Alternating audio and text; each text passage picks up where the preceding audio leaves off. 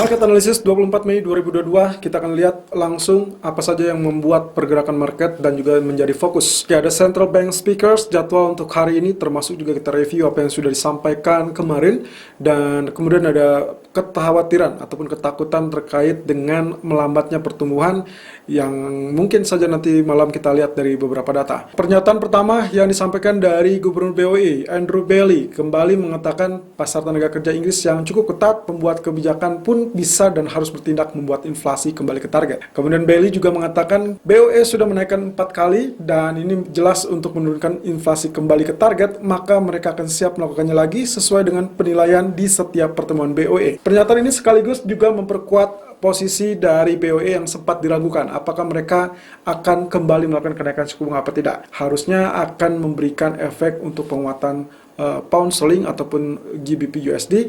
Kemudian ada kenaikan suku bunga ECB kian dekat menurut ECB's Phil Roy, di mana permasalahan utama yang terdekat adalah inflasi, sehingga ECB akan berusaha untuk menurunkan kembali hingga ke target mereka 2%. Dan ini berarti memperkuat apa yang sempat dikatakan oleh Christine Lagarde, presiden dari ECB kemarin. Dan tentunya kita akan nantikan apakah akan sesuai dengan schedule mereka apa tidak. Kemudian dari IMF tetap mengingatkan terkait dengan resesi, di mana Managing Director IMF Georgieva mengatakan resesi bukanlah hal yang mustahil bagi beberapa negara G7. Dan ini berarti warning tetap ada, terutama untuk beberapa market yang bertalian langsung dengan konflik Rusia-Ukraina. Nah, kemudian nanti malam Powell speech 23.20 dan juga Lagarde speech di jam 1 dini hari. Keduanya akan memberikan pidato ataupun pernyataan secara terpisah, tentunya terkait dengan kebijakan moneter yang diusung oleh masing-masing bank sentral. Kemudian high impact data Amerika untuk malam ini, saya soroti manufacturer PMI, lalu kemudian service PMI di jam 24.05 dan jam 9, yaitu new home sales. Keduanya akan menunjukkan seberapa besar dampak inflasi mulai mempengaruhi ekonomi. Kalau datanya cenderung lemah, of course itu berarti menandakan inflasinya sudah mulai menggerogoti. Sementara kalau kita lihat dari skema ataupun skenario dari manufacturer dan service PMI, dengan manufacturer yang diperkirakan turun 57.5, kemudian juga service PMI juga 55.2, cenderung tipis, tapi kita akan lihat di sini yang terpenting adalah manufakturnya dan juga servisnya harus berada di atas ekspektasi. Tapi kalau misalkan tercenderung datanya mix, saya akan lebih terfokus kepada service PMI-nya, karena itulah yang akan mencerminkan seberapa parah kondisi inflasi mempengaruhi tenaga kerja di Amerika. Oke, kemudian untuk new home sales sendiri, penjualan rumah baru itu diharapkan akan mengalami penurunan sedikit atau tipis. Ya, kita akan lihat saja. Kalau misalkan aktualnya di atas ekspektasi, itu akan berarti strong dollar. Kalau ternyata aktual di bawah ekspektasi, tentunya akan memberikan efek weak dollar. Kemudian untuk Shanghai melaporkan kembali 880 kasus baru, dan ini adalah hasil dari deteksi 23 Mei kemarin. Semuanya itu dalam status karantina, dan sejauh ini positifnya adalah tidak ada laporan di luar area karantina. Tapi dengan catatan teman-teman, seperti yang sempat kita sampaikan kemarin di live streaming, bahwa lonjakan kasus yang tinggi di Shanghai ataupun di beberapa kota atau distrik dari China berpotensi menggagalkan rencana reopening di 1 Juni 2022. Nah, inilah yang memberikan efek kepada Hang Seng yang kembali mengalami penurunan tadi pagi. Kemudian untuk crude oil, setelah Jerman menyetujui embargo, maka tinggal satu negara lagi, yaitu Hungari, yang masih bertahan. Jadi kita akan lihat perkembangan lebih lanjut. Yang jelas, Uni Eropa belum bisa bertindak atau memutuskan selama belum genap 27 negara anggota yang bersangkutan menyetujuinya. Lalu kemudian yang terpenting adalah untuk pergerakan oil, ya perhatikan semua isu tentang China dan juga perkembangan terbaru embargo minyak Rusia oleh Uni Eropa. Kunci utamanya tetap di gangguan pasokan, demand yang belum pulih, dan juga keterbatasan supply. Technical view, pound sterling, gold, dan juga oil di jam 1 siang hari. Kita akan lihat di sini pound sterling sudah berada di 1.2580 dengan area tertinggi 1.2586 dan sempat terjebak penurunan di 1.2546. Sementara untuk crude oil sudah berada di 108.94 dan ini kembali menandakan level 110 ataupun 112 kembali sulit untuk melakukan atau terjadi penembusan. Dan kita akan lihat di sini gold pun kemarin sempat tertahan di 1865 dan sekarang bertahan di 1852. Dengan area terendah pagi tadi sudah tercipta di 1849. Sementara untuk skema untuk hari ini, crude oil adalah lakukan sell di 110, which is good. karena levelnya masih tetap bertahan di 110.24. Kemudian target kedua adalah 108.00. Sejauh ini low-nya masih tertahan di 108.89. Nah, first dengan stop loss 111, kita akan lihat potensi perkembangan selanjutnya, apakah kita tetap mengusung potensi sell atau nantinya bisa berubah kalau misalkan ternyata 111.45 tersebut ditembus. Nah, sementara untuk pound sterling kita menginginkan buy di kisaran 2500 ataupun 2520, tapi sampai saat ini dia masih tertahan di 1.2546 dan kembali ke area 1.2579. Oke, masih ada cukup banyak waktu, kurang lebih kita akan lihat dari beberapa data juga perkembangannya. Sepertinya kalau misalkan datanya cukup bagus, maka yang akan kita dapatkan adalah pound sterling seharusnya kembali lanjutkan kenaikan. Untuk emas sendiri, kita menginginkan harga buy di kisaran 38 ataupun 40 dengan potensial good demand kurang lebih akan berada di kisaran 32 sampai 38 kurang lebih. Tapi kita akan lihat ya perkembangannya. Sampai saat ini dia kembali meluncur di 1852 dan low 1849. Oke, mulai lebih dulu dari pound sterling di mana posisinya Anda bisa lihat di sini sangat jelas. Trend line support yang masih cukup kokoh, jadi kita harapkan ini akan kembali diuji, artinya akan ada retest yang diharapkan tetap menjadi kekuatan yang cukup disegani ataupun yang diharapkan ya.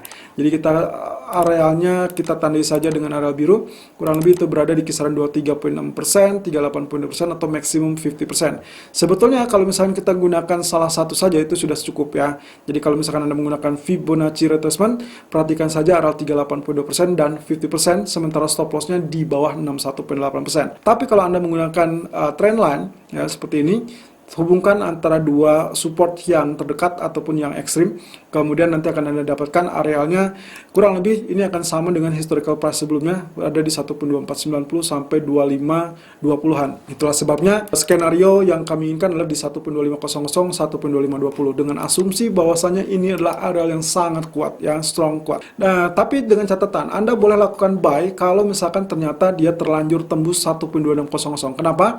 Karena sifat dari Fibonacci retracement, begitu dia tembus 0%-nya berarti itu adalah tren kelanjutan. Artinya Anda bisa follow buy dan tinggal Anda tunjukkan saja atau perhatikan saja areal resisten berikutnya. Yang terdekat adalah 1.2635 dan kemudian areal ini. Ya, ini adalah di 1.2693. Nah, kalau kita perhatikan lagi di grafik daily-nya, kecenderungannya adalah memang dia strong bullish ya. Karena yang kemarin ditutup dengan bullish candle dan tidak terjadi penutupan gap sama sekali. Tapi tetap harus hati-hati karena begitu dia tembus ya, kita lihat di area high-nya tanggal 4 Mei itu adalah 1.2637. Nah, berarti teman-teman kalau misalkan ternyata dorongan dari pernyataan Andrew Bailey itu berimbas positif, saya tidak berharap kenaikan tersebut terjadi sekarang, melainkan nanti menjelang atau mungkin saja 3 hari menjelang keputusan suku bunga dari BOE. Jadi artinya kalaupun dia terdorong naik, saya berharap nantinya dia akan terhenti di kisaran area resisten trendline ini. Ini berarti maksimum dari rally kita harapkan tertahan di kisaran 1.2780-an atau kurang lebih 1.2800. Apa itu bisa terjadi apa tidak? Yang jelas untuk H4 menunjukkan kita tetap melakukan buy on dip ya dengan kisaran 1.2500 1.2520. Tapi kalau misalkan ternyata dia bisa break di 1.2600, Anda boleh hold atau mungkin saja untuk follow buy. Nah, sementara untuk switch strategi menjadi sell, pastikan dia turun di bawah 50% ya atau di bawah garis trendline ini yang berarti ada di kisaran 1.2450. Nah, untuk crude oil kalau Anda perhatikan polanya, saya pindahkan garis trendline di sini ya, yang tadinya semula kita menggunakan ini karena beberapa kali memang dia sudah gagal, jadi kita gunakan yang terbaru, resistennya di sini. Atau bisa saja sebetulnya Anda menggunakan area ini teman-teman. Yes, ini yang paling mujarab ya, yang paling besarnya, big trendnya seperti ini. Selama dia tidak tembus level 113.90-an, anggap saja 114 seperti yang kemarin kita sampaikan, berarti dia akan tetap turun. Nah, kenapa hari ini kita fokus dalam sell?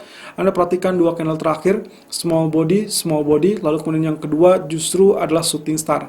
Itu sebabnya kita memproyeksikan kemungkinan pola penurunan untuk crude oil. Nah, 107.68 lalu kemudian 102, itu kemungkinan area support yang bisa dituju. Di resistennya sendiri 112 itu yang paling bagus kalau memang ternyata Anda berpikir untuk melakukan buy. pastikan bahwa 112 itu ditembus. Nah, di grafik keempatnya jelas Anda lihat di sini ada rejection yang sangat kuat, kemudian membentuk pola bearish engulfing, lalu kemudian swing high pun tertahan dari 50% real body-nya sehingga akhirnya mulai penurunan. So, ekspektasi saya penurunan bisa mencapai 106 ataupun 104. Kalau Anda ingin lakukan buy, di mana saya lebih berpikir 104 jauh lebih aman daripada 106. Ya, walaupun belum tentu akan muncul, tapi kita lihat saja apakah 104 duluan yang akan muncul atau justru tembus 111. Kalau misalkan ternyata tembus 111, Anda boleh switch strategi menjadi buy, atau artinya follow buy. Tapi kalau ternyata dia turun sampai 104, ini adalah area yang cukup ideal untuk melakukan buy. Nah, untuk gold, saya masih berfokus dengan uptrend channel dari, ya ini adalah grafik H4-nya. Jadi posisinya sebelum ini dia sulit untuk mengalami kenaikan, sekarang justru dia dalam jalur kenaikan. Oleh karenanya yang paling aman sebetulnya area ini, ya saya tandai sebetulnya ini akan kurang lebih hampir mirip dengan apa yang dicapai kemarin, ya. Tapi kalau misalkan kita lihat kemarin 1832, maka kita hanya berharap hari ini di kisaran 36 sampai 38 saja. Suggestion untuk hari ini kita melakukannya di 38 ataupun 40. Nah, Anda bisa lihat di sini, resisten sekarang berada di areal ini, ya, di areal itu 1857. Artinya Anda bisa follow buy kalau memang dia berhasil tembus 1857.30, itu bisa lihat dari 23.6% Fibonacci retracement atau kembali tembus katakanlah resisten dari trendline. Nah, sebelumnya dia sempat menjadi trendline support, tapi karena dia ditembus, jadi saya lebih memilih biarkan dia turun lebih dulu. Sampai mana?